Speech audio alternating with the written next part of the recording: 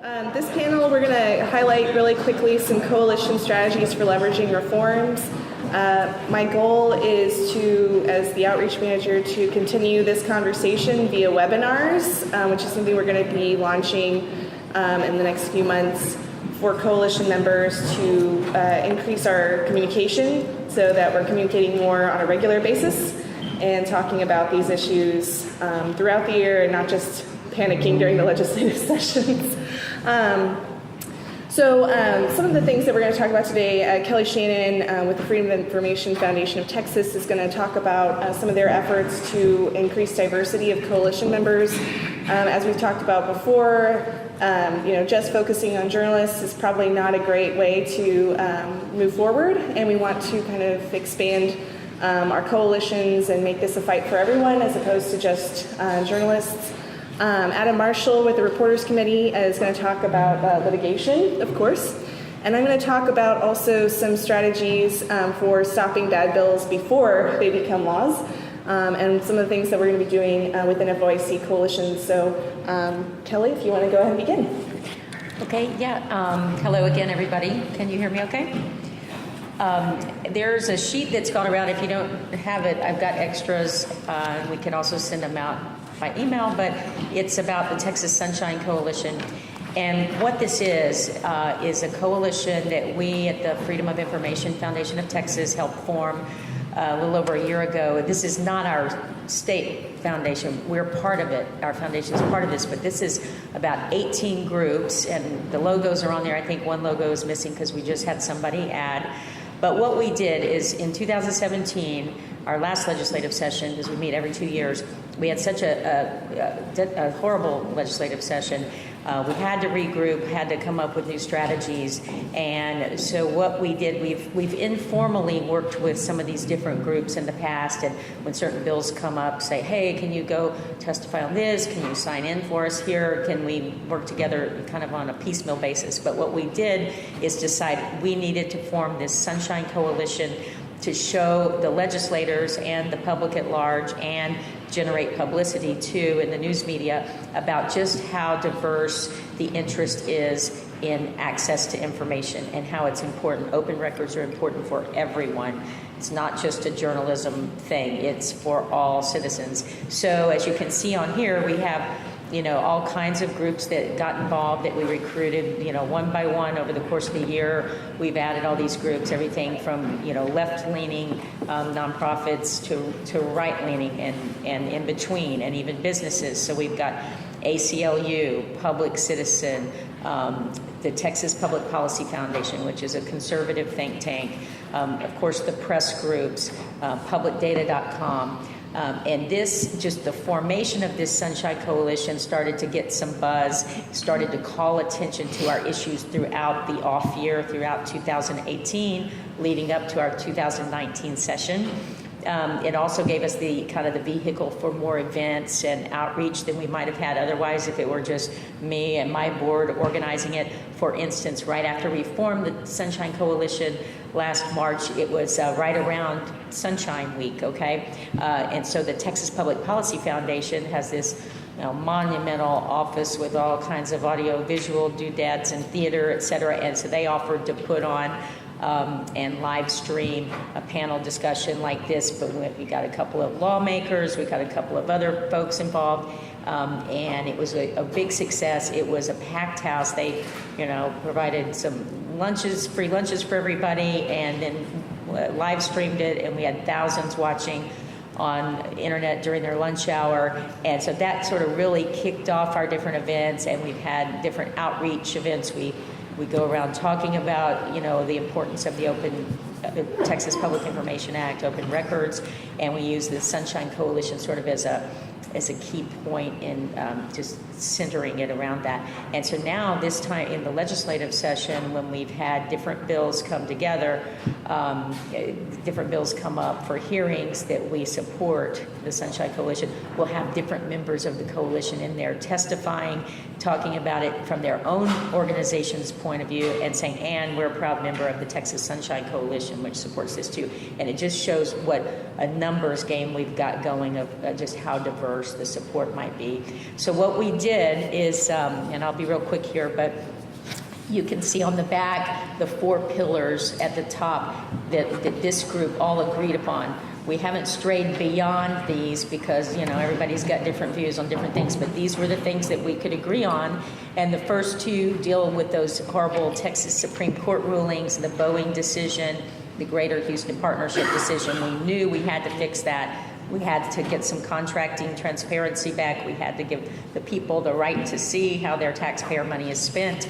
That brought a lot of these groups together. Then we also have the restoration of the dates of birth that we've been working on, and also the getting access to public records that are kept in private devices and private emails. So we point out that it's a nonpartisan issue. Lots of folks are interested in it, and this has been just really helpful to us leading up to and during this legislative session. And then, do you want me to save this other coalition and talk about it in a minute, or just go ahead and explain that? It's quick. Yeah, it's quick. It's quick. All right. I mentioned earlier when I was introducing Laura Prather, she's been hard at work on trying to save our anti-SLAPP statute. Well, that's been it's quite a piece of work, and what we had to do, and she really did this, is mobilize this Protect Free Speech Coalition, and it had been dormant for a while because it hadn't been needed. It was around back when they were getting the anti-SLAPP law passed. Well, we got all kinds of other organizations to come on board, not just Sunshine Coalition folks, but many, many other, stations, newspapers, the Electronic Frontier Foundation, Better Business Bureau, just dozens and dozens of groups have come together for this Protect Free Speech Coalition. I'm convinced that this is why we have a seat at the table to help negotiate the law that's going to be changed. The anti-SLAPP law is going to be changed, but we were very insistent on it's fine to make a few little tweaks to it and streamline it and clarify and do some things to make it work even better, but we don't want to just wholesale gut the law and remove those free speech protections. And by being able to say, we've got all of these groups behind us and you better work with us because this is important to the people of Texas, I'm convinced this is why we have a seat at the table and are helping to manage the crafting of that new legislation that's going to change up our anti-SLAPP statute. So that's it for the moment. I can add in a minute if you like. So I'm going to talk really briefly about some strategies related to legislative tracking. We've talked quite a bit about litigation. We will again. But basically, the idea in tracking legislation more holistically and systematically is to stop bad bills from becoming law in the first place. And it's a little bit more of a proactive approach instead of just reactive. Obviously, we do need litigation, of course. But one of the things we're looking at is kind of filling that gap because there are a lot of groups nationally that are focusing almost primarily on litigation. And so the idea is maybe we could kind of fill that area on the proactive side.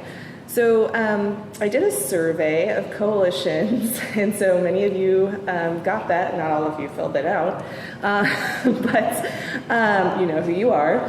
But the 25 coalitions that did respond, 60% said that they did legislative roundups or reports, and 75% said they do legislative tracking, which is pretty good. But then when you kind of drill down a little bit into what kind of legislative tracking or how they're tracking it, that's kind of where we find a very broad range. Some people said that they have a paid lobbyist, so that person is super on top of it, meeting with legislators, etc.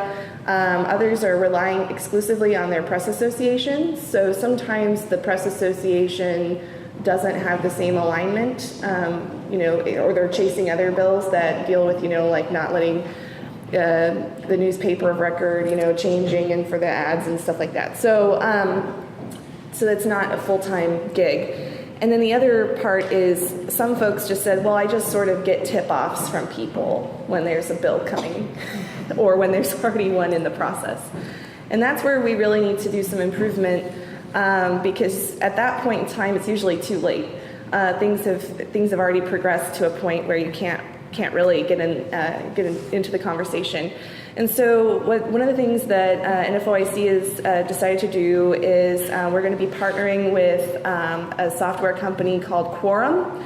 And Quorum does work with large lobbying groups across the country, but ironically, Quorum couldn't function without government transparency laws because they base their entire technology on web scraping of legislative websites. So what they do is basically web scrape every legislative site across the country and create keywords for every state. So every bill of every word of every bill is keyworded. And essentially, we could run queries for words like FOI or sunshine or open government or transparency and help catch some of those bills, like in my home state where they sneakily try to put it into a random agriculture bill at the last minute. Hopefully we can catch some of those a little bit earlier in the process. The idea is basically we'd have a one-stop shop for doing some of these queries and then be able to generate reports that we could then send to the state coalitions so that you guys have hopefully a more robust legislative tracking process. So basically, for the 2019 legislative session, it's always going to be a post-mortem because we're almost to May, but we want to look back at the 2019 sessions for all of the states and start to try to find national trends. So this is an area that nobody's really doing holistic tracking of. What if we could say that in the 2019 session, and I'm making this up of course, 40 states tried to pass legislation to increase fees for records? I mean, that would be an amazing piece of data to know. What if we could say that 30 states, tried to exempt, police body cam videos or whatever, pick whatever. We could really take that argument to funders and say, look, we tracked this, and this is the actual trend. We all say our state's the worst, but now we can start to try to quantify that and use that information, because FOIA gets a lot of attention.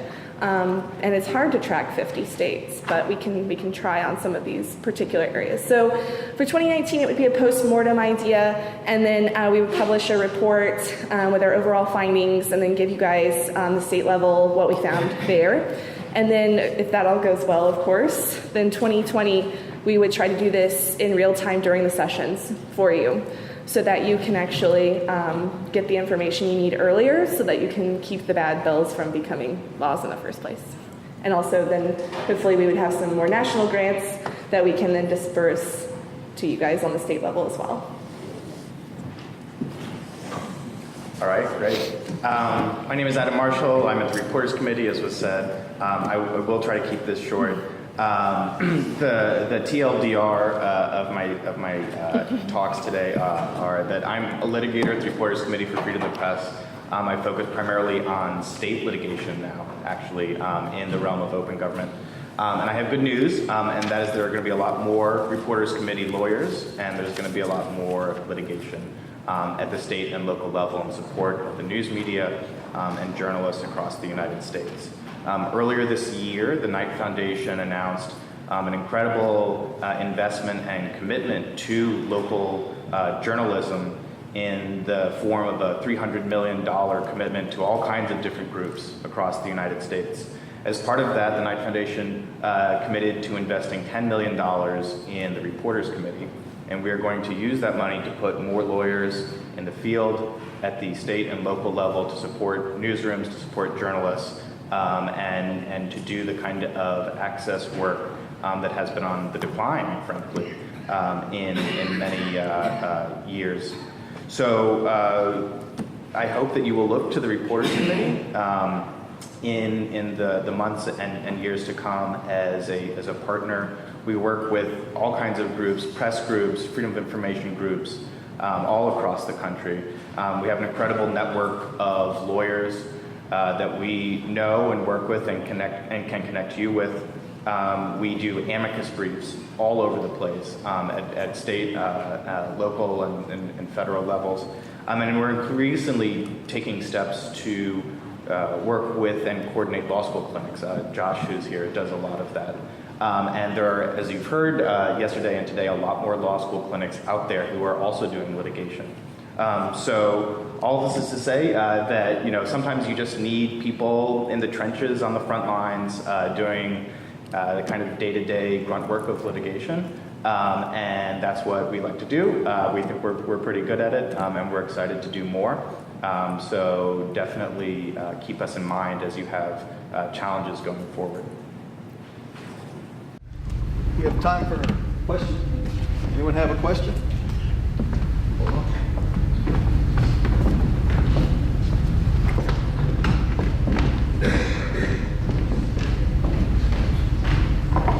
As most of you know, I've worn 2 hats running the Ohio News Media Association as well as OCOG in Ohio, and the one place where all this information already is being housed is almost all the state press associations are tracking all these bills.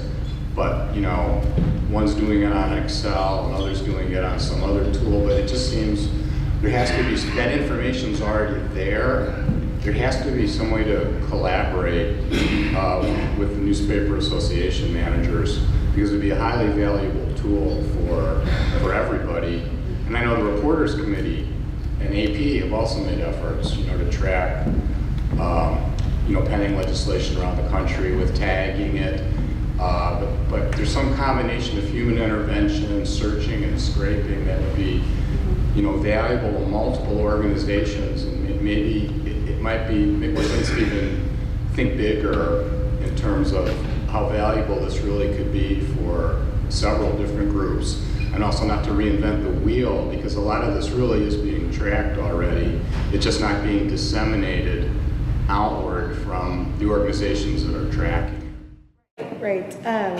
So yeah, like you mentioned, a lot of places are tracking this already. But to be frank, a lot of them just aren't doing a very good job. This is me personally speaking, I've tried to use Sunshine Hub. It's not very good. It didn't catch all the bills in my state. And so for me, it didn't work. But I think we got to the press association level. Right. Find a lot more data. Right, yeah, and so there's lots of different options. The nice thing about Quorum, though, is we really want this to be a value added to the coalitions. It's an expensive tool, but it's slick and it works. We've seen it. How expensive is that? We got a discount, but yes. But basically, it works, and we think that it could be a very good value for the coalitions. But we want to try it at the national level first to ensure that. Before we roll it out. I know some coalitions were kind of interested in, can we get a seat in the system already?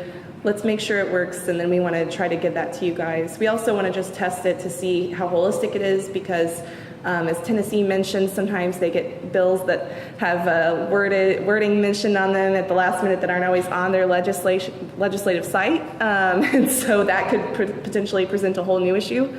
But I think the main thing is, we're wanting to attack this on multiple fronts, not just reactionary, we want to increase the diversity of coalitions, not just have them be press associations. We want to obviously focus on litigation, but also look at things before they happen.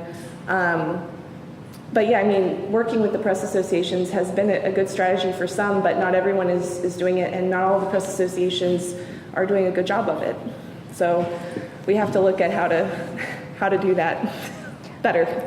The reason I was asking on the price, for instance, we in Texas, we're fortunate enough to be able to buy the telecom bill tracking service called Texas Legislative Service, and that's what everyone around the Texas Capitol pretty much uses. And it's $3,600 for the session, which it's every 2 years. But it's like having 5 additional staff members who are manually tracking everything, and it gives us alerts, and it keeps us, and we have all the keywords programmed in. Maybe the Quorum service might be something useful in addition to that, or instead of, I guess I'd want to know more. But if you have any way to purchase a bill tracking service, even just a minimal level, it sure does help. And I'll add to, the reason this is attractive to us on the national level is we don't have coalitions in every state. We're working to get that, right? But right now, some of those states are complete black holes. So if we can use a web scraping service that works for all 50 states, we can start to get a better idea of what's going on in those states where we don't have coalitions currently, or even very active press associations.